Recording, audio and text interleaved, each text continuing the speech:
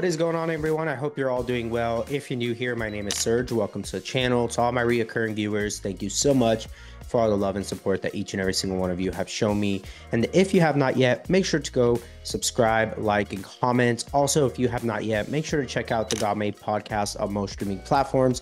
Also, feel free to check out legionassistedlivingacademy.com, where I actually have my course, also policies and procedures for the state of Arizona, and documentation package.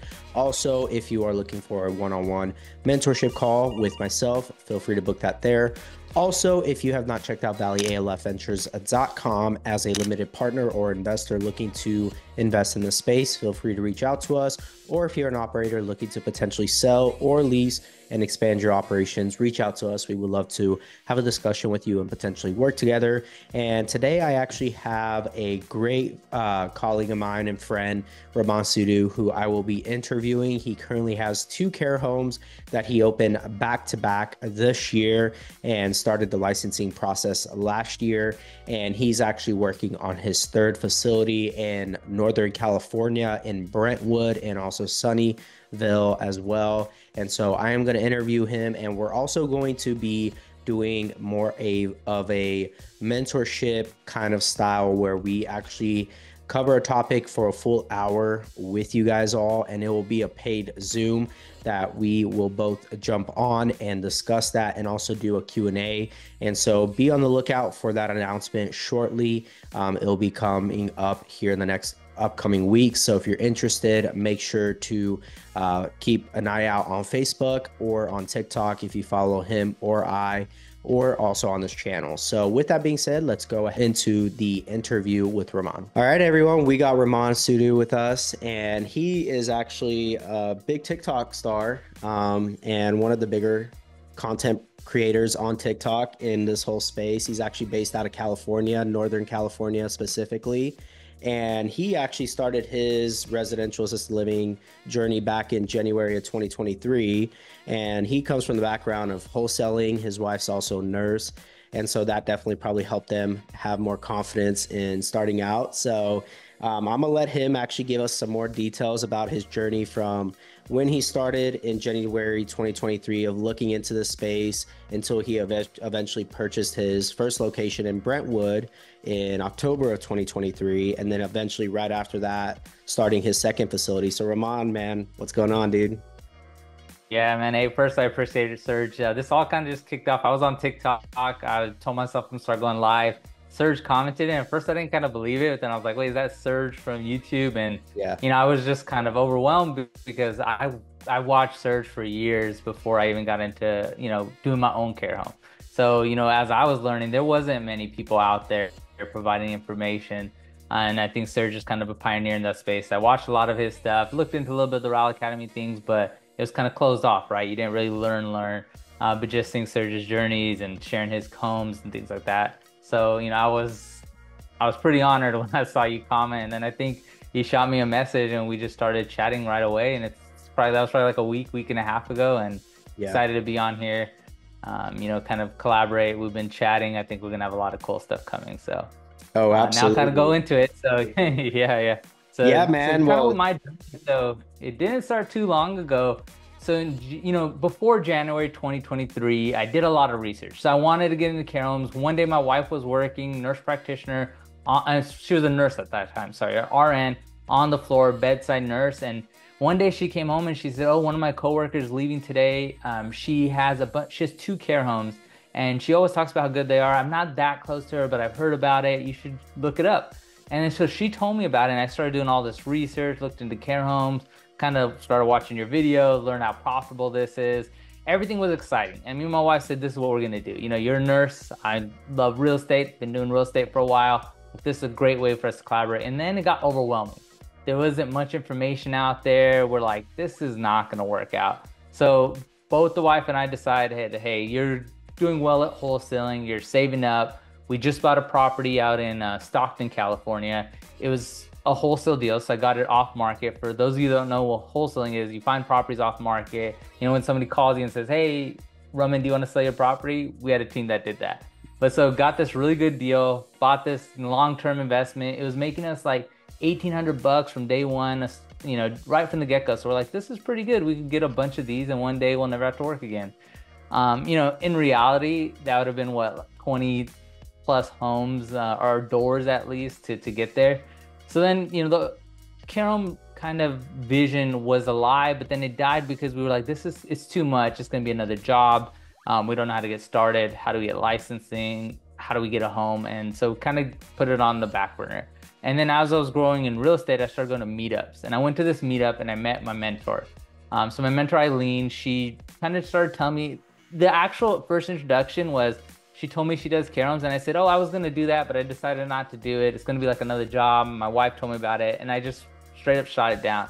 And she's like, oh, what do you mean? She's like, yeah, to be honest, when me and my husband started, it was a lot of work, but right now I spend, 20, maybe 30 hours a week going to my care homes, and I still have a side gig and do a bunch of other stuff. Like, it's not that bad. And then so, things just clicked. We met up that weekend. I brought my wife and she brought her husband, and we all chatted for like 4 or 5 hours over lunch, learned about care homes, and she said she'll mentor me. And it was kind of like this golden ticket. I even remember telling her, why are you giving me all this? Like, I don't have much to give you back. And she explained to me how when she got started, her mom's been in the business for 25 years, but wasn't very supportive. And she found another mentor. And her mentor always told her that, hey, I'm going to help you out and all this, but always give back, always help others. So she said, I kind of learned that. I wanted to pass it forward. She started teaching me all about it, got into the grind of it. And, because I did a lot of wholesaling, I was good at looking for property. My first initial thought was I should rent because, I just bought a property out in Stockton. We dried up our bank account, and I was like, how am I going to buy a house? In California, where I live, the average house is like $1 million. So I was like, I don't know how I'm going to get the down for it. We, just bought a property, probably won't even get approved, in the next month or two. So I started looking at rentals. I started calling everybody I could who had a property for lease. Locked up a few, they didn't work out. And then, as I was learning from my mentors, I told them, hey, would you guys want to partner? So we actually found a property, and this was probably right after. So we started January 23, found a property in March or April. I actually put it under contract, signed a lease. I got super creative, a little too creative with it. The guy was renovating it, and he was taking forever. And he lived in Florida, and he would fly out here because his contractors didn't work out, and he would work on it himself. And I said, hey, what if I work on the property? We start rent when the property's finished, and everything that it cost us to get this property ready, I'll do the labor for free. You buy the material, and we'll just kind of, anything we spend, we'll just expense it on future rent. And things were going well. And then all of a sudden he wanted to start charging us rent, even though we had this agreement where we were supposed to fix this property. I think he was overwhelmed. He was going under on the property. And so that didn't work out. So I had to let that lease go, got out of it, moved on from it. And then it took months and I couldn't find a property. So come September 2023, found a property in Sunnyvale that we signed as a lease. We still have that property. It's a running care home now. Got that all going. But, as this was all happening, I started posting on TikTok and Instagram, a little bit on Instagram, but TikTok really favored me. And that's where my journey of social media started. And one day, one of my buddies who, when I was flipping homes, I would wholesale, then I would flip a couple of these homes. He would always tell me, on your next flip, like, I got the money for you. We'll partner up. I'll be your, money investor. And I was posting about like all my flips and stuff. And then I converted to posting about, hey, I'm opening up these residential assisted living facilities.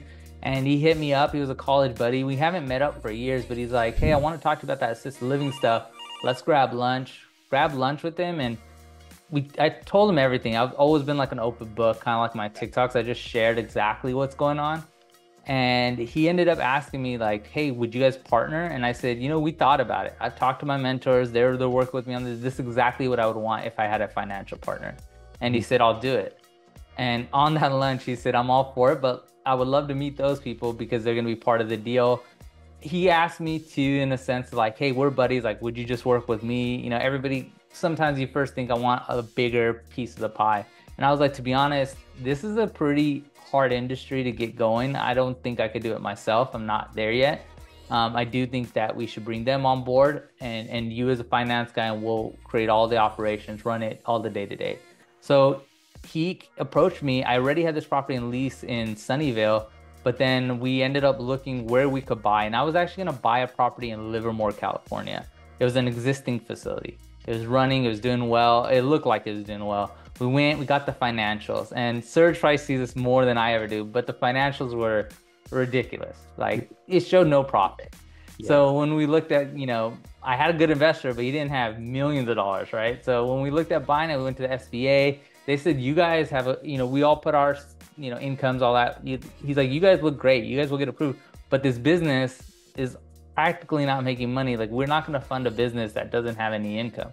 Yeah. So they made it a pretty tough, and then the rates got crazy. We found ways to do it because there's always a way, there's always a solution, but it was going to be like 13-14% interest. And I was like, we'll make money, care homes make money, we'll make money, but I think this is a little bit of an emotional move.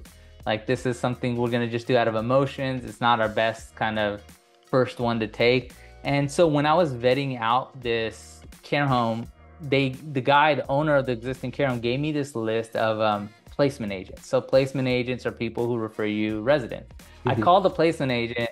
Probably shouldn't be saying this whole story, but hey, I'm an open book. The placement agent told me, look, what care home's calling me. I said, I signed an NDA, I can't tell you. She's like, well, I'm not going to tell you any info. But she's like, you tell me who's selling, I'll give you everything you need. I said, all right, like we have a deal. I'm going to tell you who it is, but you have to give me all the information you can provide.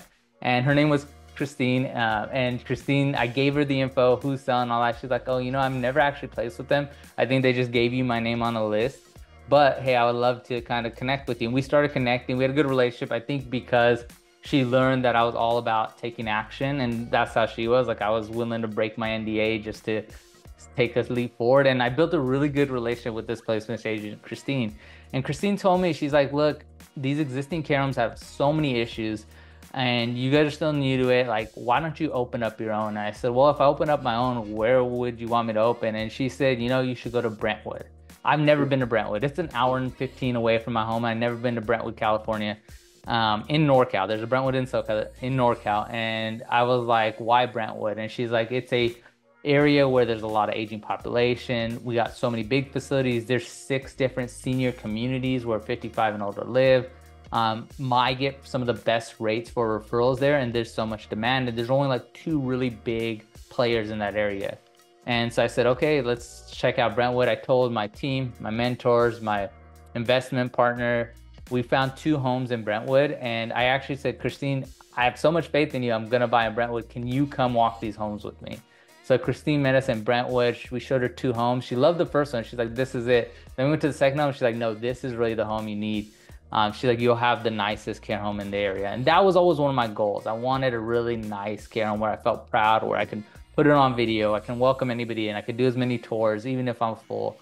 And we ended up going with her pick. She picked a home. She says, perfect location. It's by John Muir Hospital. There's 2 really big care facilities in the area that she works with. And we bought that home, started the process. Brentwood went fantastic. Fire had a lot of things we needed to change, but nothing more than labor we had to put in. Nothing that took more time than how fast we can move forward with licensing process, everything.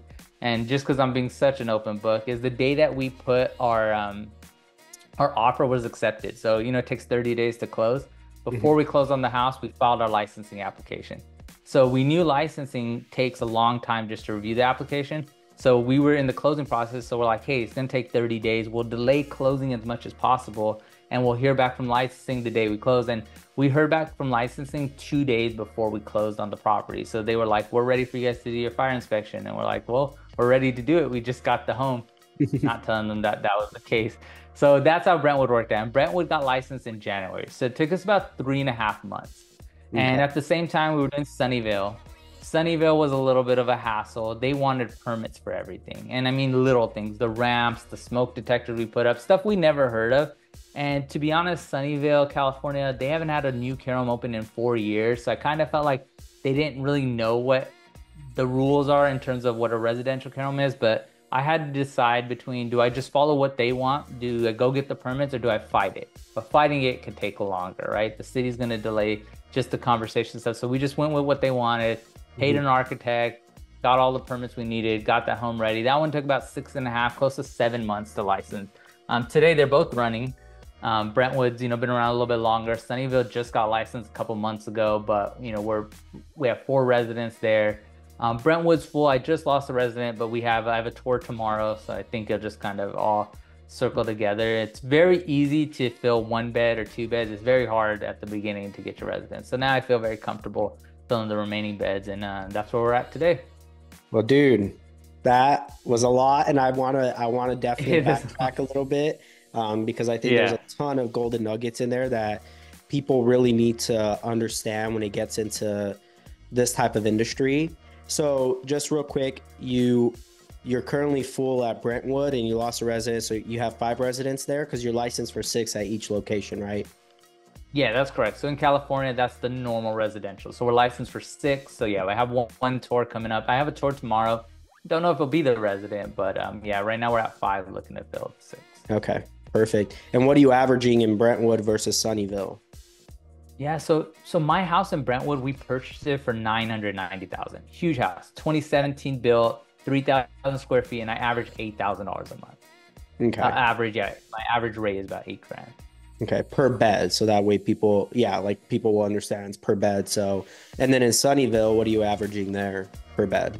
So in Sunnyvale, it's a rental property. So my rent cost is about the same, but that house itself is a 2,000 square feet. It's worth 2.5 mil, and I average $90,000 a bed. Whoa. So when you think of it, it's a lot. The rate's high, 9,000, but I'm getting close to the same thing in Brentwood, and it's a cheaper property. I can actually afford to buy in Brentwood, and in Sunnyvale, my mortgage would be like $14,000 if I purchased a home through this account, which would be ridiculous, right?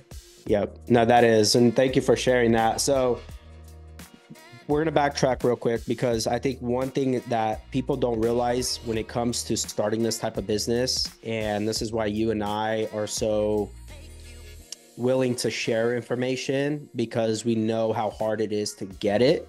And so when you mentioned your mentor in the beginning and going to, was it a mastermind or just a meetup, like a real estate meetup? It was a real estate meetup. Yeah. Yeah, it was a real estate meetup. And that's where you're able to find a mentor. And for me, you know, I did the mistake of not even listening to somebody that was actually officially doing it and vetting them. Whereas you did, right? You went and met with that person, sat down for lunch for 4 or 5 hours, you know, really got to know them in that period of time. How many care homes did they have at the time when you met them? Yeah, so they have 2. Their mom has, they have 8. But sir, just to give you an example of how sometimes taking action works out. So the reason I went to this real estate meetup, there was a different person that I was looking at, who now I know really well, named Faye. And Faye had a couple care homes. She went to this exact meetup and she made a video about it, and she went viral on Instagram. And my wife sent me this video, and she said, oh, look, this person was at a meetup in Milpitas, which is like 20 minutes from my house. You should go to it. So I actually attended this real estate meetup, and I went to go look for Faye. And Faye never showed up again to those meetups. I didn't see her. I went to one meetup, but it was great. I connected with people in real estate. So I went to the second meetup, still no Faye, but I started meeting people. And then the third meetup, when I went there, the host of this meetup was Josh. And Josh asked me like, oh, Raman, I've been seeing you come around. How'd you hear about us? Why'd you come? And why'd you start coming? You're very consistent now. And I told him like, oh, I saw this video with Faye. I wanted to open up care homes and all that. And then he's the one that said, oh, you know, Faye isn't here, but there's this person, Eileen, you need to meet. She's in the care home business too. And that's how I met Eileen. Yeah. So it was like, saw something, took action, and it was like, that action didn't work out, but something else worked out. And I still know Faye very well. But you know, I did actually go there to meet somebody else, and you know, things just work out when you take action. And see, that's something people need to understand, is that you have to be willing to seek these mentors out. Oftentimes you're not going to just get them the first time around, right? You went for a completely different person and met someone else, right? And that's how it usually goes. And so for me, that's how it happened too. It was, you know, the first person scammed me. Second person I went, it was just by sheer chance, because I had to go get my manager certification, and they were teaching a class there, right? And they consulted a lot on these types of businesses. So that's what you have to do in order to, you know, be able to get into those doors, get those relationships. And it's funny that you mentioned your capital partner, who ended up being, you know, a friend of yours. See, that's another thing people oftentimes ask me is, how do you get capital for these types of businesses? How do you get going, right? And really, you have to put yourself out there, and you have to introduce yourself and what you're doing, because otherwise, how is somebody else going to even be willing to to know what you do if you're not even telling people. And so in the beginning, that's what inspired my YouTube channel, on top of being able to help people and documenting, the journey. And then eventually relationships started happening and coming, and it all just kind of built to where things are now as well. So what people need to understand is go seek that mentorship out, whether it's through myself or Raman. If we can't help because maybe of our limited time and whatever the case may be, we can certainly refer you to other people who can, right? And that's how you eventually start getting somewhere.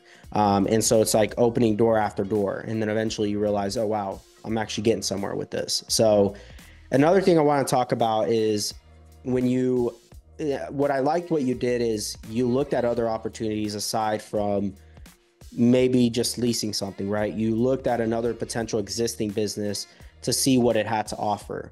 And I think that's a very smart thing to do in the beginning, because oftentimes just because you want to start something from scratch doesn't always mean it's the best route to go. It's a good route to go. And I started it from scratch. You started it from scratch.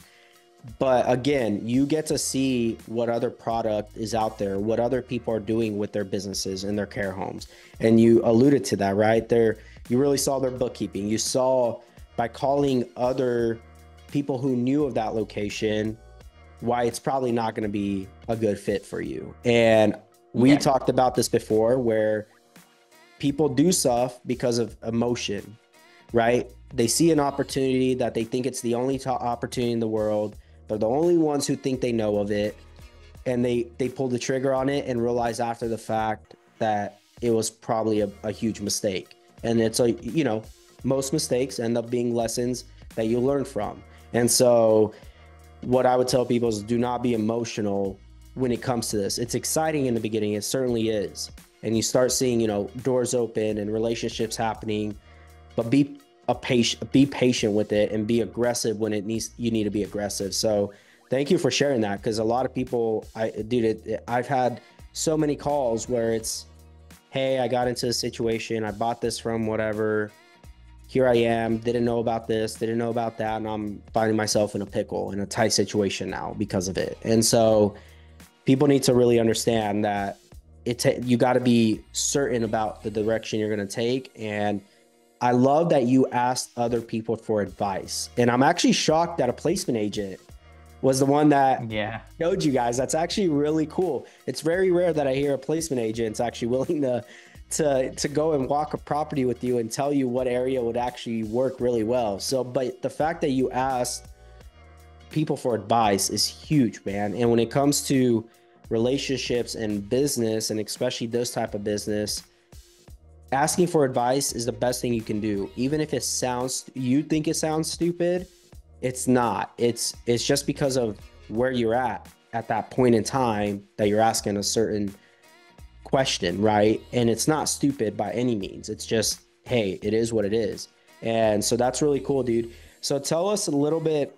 You mentioned Sunnyvale had a lot more red tape than Brentwood when it came to the zoning. Did you ultimately end up having to pay for that TI improvement or for those conversions that needed to be done or to pull the permits? Or was that something that the landlord gave you an allocation for that eventually you got reimbursed for? How did that ordeal come together on Sunnyvale? Yeah, so Sunnyvale was a leased property. And with the leased property, there's only so much. It's already going to be hard to convince a landlord to let you use the home as a care home. We're modifying their home, adding ramps, adding doors, stuff, cutting things up, changing their bathroom layout, a lot of things. So I had to pay for the permitting. I had to pay for all the process. I had to pay for the architect to do everything. And we took on, luckily myself, my partners for that property, we took on a lot of the work. So we didn't have as much labor to pay for, but we paid for all the materials and stuff. But the way that I did counteract this, and a lot of people are gonna think this is very hard to do, but look, I did it, so anybody could do it. I did have a lot of sales experience and wholesaling experience in the past, but the way we structured this lease was also to help benefit kind of, the expenses we're gonna take on. So what I did when I got the lease, I got a 5-year lease, but I also got 3 months free of rent and then 3 more months of half rent.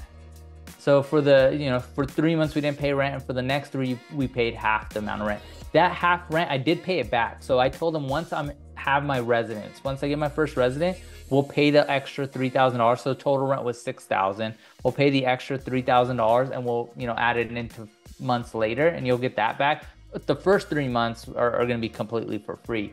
So it's kind of like a lot of negotiating, going back and forth. But, it sounds great, like who's going to do that? But I did offer him a 5-year lease, right?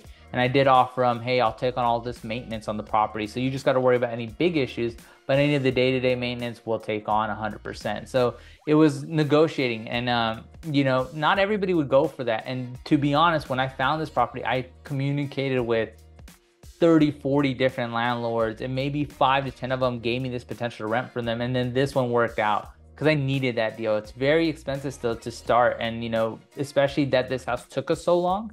And to be honest, once we passed our 6-month mark and we needed extra time, I already told the landlord hey, we didn't get, we had to do those permits and stuff and it took us longer. Can we push out that $3,000 for a few more months? And they were willing to do so. So it was building a good relationship with them. I use every tactic in the book. I'm telling you, I used to buy off-market real estate. That stuff is a little bit grimy, right? So first the wife was, a psychiatrist. So she had some medical kind of knowledge and she knew what care homes was. But my wife's Hispanic and she's Hispanic and her husband's Indian and I'm North Indian, I'm Punjabi. And so I connected with her on that, built a lot of rapport and relationships. So she was willing to work with us. So, you really got to just build a relationship. Same thing with Christine, the placement agent, just brought her a lot of value too. I told her hey, I know I'm new in this, but I'm looking to open multiple care homes. And I promise you're always going to be my first person I go to. And she is, she is now a friend and a consultant. I call her casually a few times a week just to see how things are going in the care home industry market world out there. So we didn't have to go through zoning and things like that because in California, if you stay 6 and under, we don't have zoning. And to be honest, we typically don't have permitting issues, but it's city by city. Yep. So every city kind of sets their rules. Their fire department does. And fire in Sunnyvale required us to get permits, which I decided to go along with rather than, argue it because who knows how long that would have taken. So there's no need to get a conditional use permit in California, or does fire issue that conditional use permit? Yeah. So all we do in California, if you're 6 beds or under, fire just has to approve the safety of the home. So they care about door widths, smoke detectors, ramps, things of that sort, any level changes, things like that. You just have to have fire sign off for it, but there's no conditional use permit, occupation. Yeah. No need for any of those stuff. And that's usually the city marshal, right? That comes out and does that inspection. And then they just send that off to Sacramento for licensing. They're just saying, hey, this home has passed our fire safety inspection. Go ahead and move forward. Yep, exactly. So they'll come one time, they'll walk the house with you and say, there's a report, this is everything you need to do. You do all that, they come back, they check it off, they send it to Sacramento to licensing, and then you're done there. And then the next thing is just everything needed for the residents. So so just for the people to have a good understanding, you submitted the application first and then the fire inspection after. You schedule the fire inspection after. So while city is the state is reviewing your application, you're getting the fire inspection done. And so once the state comes back with saying, hey, we've received your application, reviewed it, we're now waiting the fire inspection. Is that usually the process for you guys? Yeah. So the only difference is every single city in California, at least, and I imagine in other states it's similar, but each city controls this fire inspection, right? The fire inspection, the sign off. So each one has a little bit different rules. When I bought my house in Brentwood, I was able to pay them $300 and they did a pre-inspection. So they came out right away and they looked at the home and they gave us this, here, this is everything you need to do. With Sunnyvale, they don't do pre-inspection. So the state, once you file the application, they go through the prelim and say, yes, this house qualifies, you qualify, all that stuff. They then send a notice over to the local fire inspection agency, and then they'll be like, okay, we could come out now. So some cities you could get it early, some you can't. It just depended on the city. And both have their pluses and minuses. I used to think one was better than the other, but both have their little hassles. And see, and that's good to know, because I think a lot of people will have a good clarification on what that process looks like. So hopefully that gives a lot of people clarity on that. So did you end up going and getting your administrator's license, or was that one of your other, what did that process look like for you? Did you hire an administrator initially, or did you just go do that ahead of time? What did that look like? Yeah, so right now my whole goal is being very hands-on, and I am very hands-on. So I did get my administrator certification. My wife did too. So we both took the class. We knocked it out early. So like I started in January, end of January, March, I took my class for my administrator certification, did all that. And whether I needed to use it or not, it was just worth having the knowledge and having the certification in hand. But right now, we are the acting administrator. So I don't have any kind of management or administration person. That's myself and my partner. So we kind of all contribute to that. Yeah. And we're very hands-on. So besides this is us and then our caregivers and nobody really in between. Yeah. And then what are the requirements to go get your administrator's certification? Yeah, so it's one class. It's 80 hours. So sometimes they do it on 2-3 day week, like Friday, Saturday, Sunday, and another Friday, Saturday, Sunday, or you do it all through the week. You take that course and then you take a test. It's a 100-question test. It's an open book, but it is timed. It's a little hard, but very doable, especially because it's open book. Once you pass that, you just send the application information, you send the results, and you get your certification. So it's really just that one class test. Yeah. And then how many homes can you manage under one certification? Is it 2, 1? So it's 2. And I set my vision high at the beginning. That's why the wife and I both did it, because I was like, 2, what am I gonna do with that? I need to have a couple homes. So it's 2 for each person. Yeah. Okay. Do they have to be within a certain radius of each other, or what's so from all the rules I've seen, and I'm not like a perfect by the maybe if I should, but from all the rules I've seen, I heard that once from someone, that you have to be within a certain area. I couldn't find that in our Title 22 and our licensing thing. But you just have to make sure that technically you spend at least 20 hours a week at the home as an administrator. And the real of it is they just want to make sure that you're involved enough to make sure your care home is running well. They're not like checking a logbook or anything like that. They just want to make sure the administrator is there and involved enough to be able to run the home properly. Okay. And then you're doing all private pay in your facilities, right? That's correct. Yeah. I started looking into some of the waivers and things of that sort, but I started off private pay, and I might look into some of the waivers for potential properties, but it's something that I would always keep around. I'm a very big believer in private pay. Yeah. Okay. And how's everything going with, as far as, when you initially got that first home, you had Christina, obviously, but did she end up placing a lot of your first residents, or what was that process like when you officially got licensed and then starting to place residents? Because that's a big fear of a lot of people is, how do I get residents in my home? How do I start building that marketing to start filling those beds, right? And not go, a month or two with vacancies. What did that look like for you, and how did you start filling those beds up? Yeah, so Christine is a true gem of a person to know, and she was very honest with me, and she said, hey, I'm gonna bring you residents, but I can't fill every bed. Like, that's not possible. Like, I don't have that kind of bandwidth, and not everybody's gonna meet your criteria and be in your area. So she told me that, hey, you gotta go work the streets. Like, you gotta go out there, you gotta market, you gotta have open houses, you gotta go flyer the neighborhood. So when we first started, we did all of that, and I did that early on. So when we got our house by month 2, I had it furnished and I had it looking like a care home. So I started, as we were doing this entire process, even while we had doors open and things, I would tour families, anybody who was interested. I would even host events. We would do open houses and invite anybody, the neighborhood, other placement agents. I would go to, skilled nursing facilities and big box care homes, like the big name brand care homes, drop off donuts and goodie bags and give my card, invite them to our open houses, or invite them to do a private tour, and just really started putting ourselves out there early. We dropped flyers off to the neighbors, and then, to be honest, we opened, and month 1 came around, I couldn't get a resident. Nobody had a resident for me, and it was just not the right time, and we were getting scared. And then, like, after week 3, Eileen, my mentor, she found our first resident, and then we're like, okay, great, we got somebody. You're still negative, right? With one resident, we're still losing money, barely covering the mortgage or the rent payment.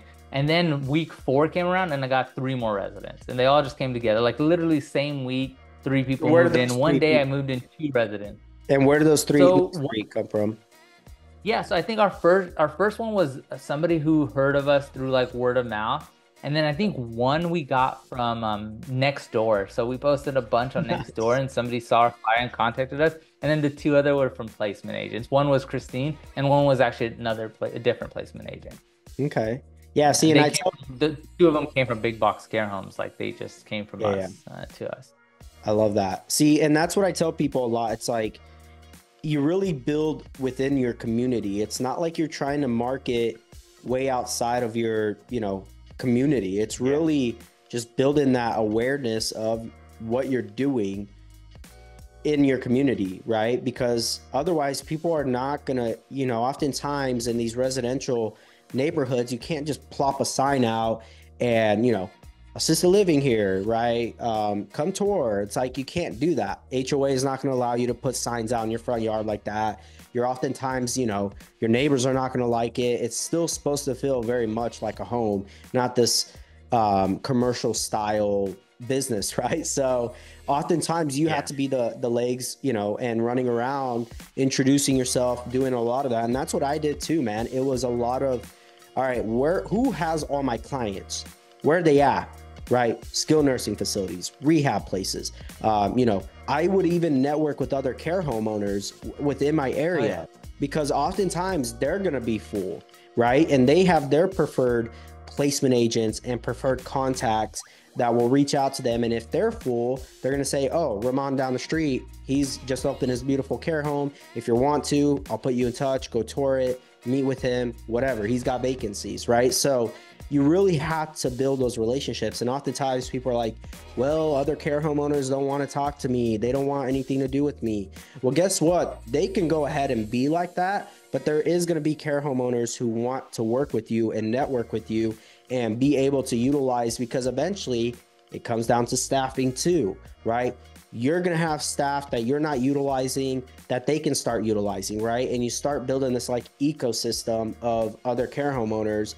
And that's something, I don't know if you've done that, where you've reached out to other care homeowners within your area to see, how things are going for them, how they're doing, what if they have any needs or whatever may be going on. Have you done that too? And Yeah. you've seen a Yeah. huge So benefit to it? especially, I've done it with both. So Brentwood connected and they came to my open houses. They came to my grand opening, a few of the owners, and Yeah. always still have a great relation with them. But especially in Sunnyvale, we had one resident. I already had a caregiver that was working, and she would work some days for Vicky, another homeowner who has two care homes, and her sister has two in Sunnyvale. And so she gave me Vicky's number, told Vicky that I might call her. I call Vicky, sweetest person ever, talked to me for an hour, gave me a bunch of resources, and then she said, I'm gonna text you for the main people we use so you can get in touch with them. And she sent me over those placement agents and got in contact with them. And literally it was same situation as Brentwood. We didn't have no residents for a while, and then they all started to come in, and two of them came from contacts she gave me. So without her, I'd probably be sitting a little bit longer, and she was very supportive. At the beginning, of course, a lot of people don't want to chat and they don't want to work with you. But if you're fair and you are straightforward with them and you find the right people, they will partner, help you out, be a good resource. So definitely, like you said, it's not everybody, but there are a lot of people that are willing to help.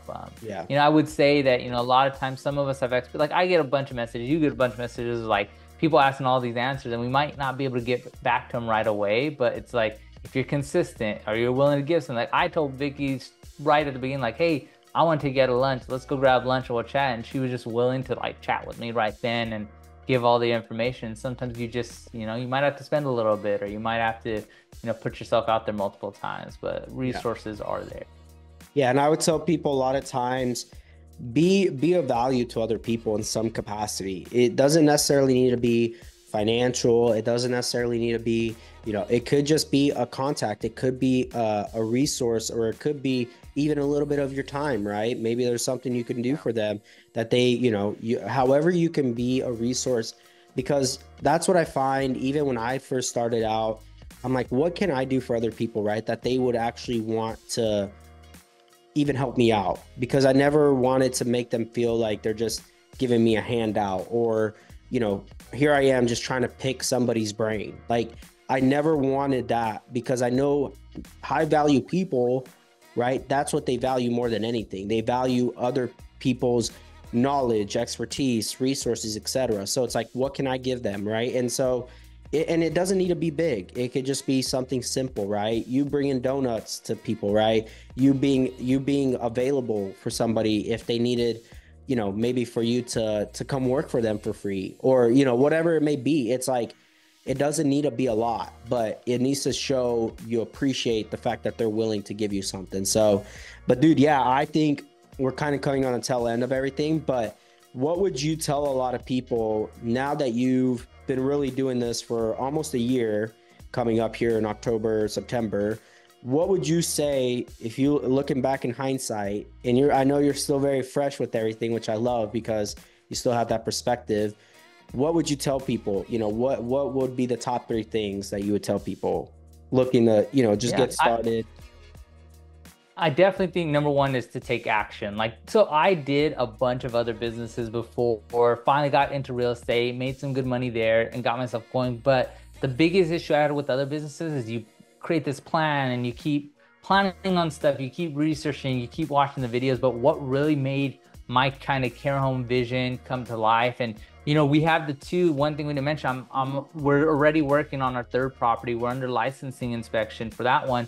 And it was the biggest thing is taking action. We took action really fast right away. And that's something I did from the get-go. When I decided after, finding a mentor, after, knowing this was gonna be, the wife and I decided this is what we're gonna do, took action and then just keep going forward. And, it comes with the risk. A lot of people, a lot of my stories sound like everything went really well, met the right people. But one of the things is that first lease property I spent $6,000 on a, down payment for the lease, never got it back because we had to break the lease.